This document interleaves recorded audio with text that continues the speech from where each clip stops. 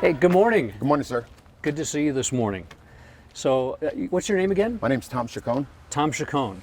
Tom, I appreciate what you do for the installation, but I don't really understand all the things that you do to help support White Sands. Can you tell me a little bit about what your job is?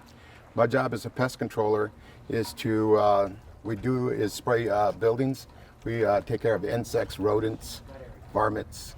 So all these things that kind of burrow around and run in and out, the field mice, the bees, all of those kind of things, those all fall into your job jar? Yes, sir. All that and a little bit more. We do a lot of weed control also. We have a big problem here with a lot of rodents, a lot of mice, and a lot of old buildings that have entry points where they get into, and they create a big problem for us. So what are we doing this morning?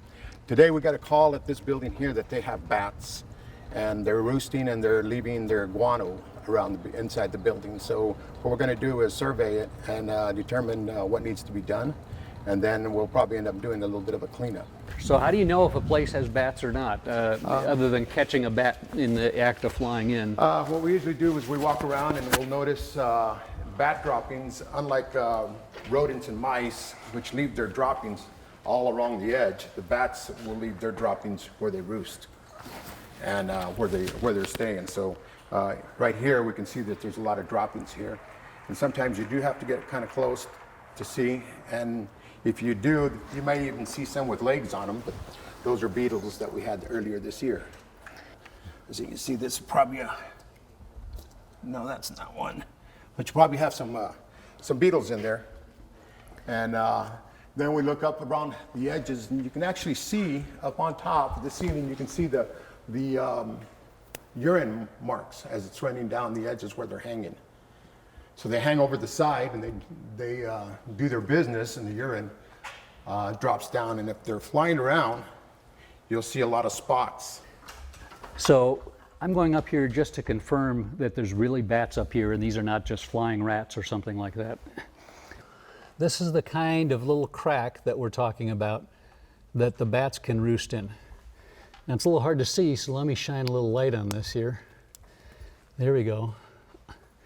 Now if you can look back up in the crack there, you can see the bats that are nicely sleeping here and enjoying a little bit of a rest here during the daytime, because they're going to come out at the same time all the insects come out and go get their dinner. I hear that when the bats leave, they fly continuously the entire night, and they can consume almost half their body weight a night in food. So I've got some just a light misting. Light misting. We don't want to make much out of it because it's harder to clean up. I feel like I'm in a baking show, you know, where we kind of we just don't want it to get airborne. This area here I would consider light hazard only because there's very little of it.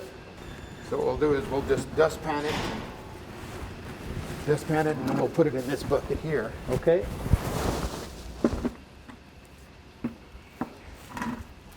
Most of the time we get jobs that are quite large, and sometimes it takes hours upon hours for us to take care of. And those are the jobs that we definitely, you need a professional to do with the right equipment, especially protection. Well, as a leader, and I think this should be true of leaders at all level, and I've embraced this from the time that I was a lieutenant and even before I came in the Army, is that you shouldn't ask somebody to go do something that you're not willing to go do yourself. And it may not be the role of the commanding general to come out and clean up bat guano, but I should know and understand what it is that I'm asking my workforce to do, and I should be willing to do that same job myself. And I think that's an important part of leadership. He did great. He followed instructions to the T. Like he said, the job wasn't at a big scale, but you do the same thing on a larger scale also. It's just takes a little bit more time, but he did very well. And yes, I would definitely hire him. It's good to know that I have options, after my military retirement, that I may look you up then.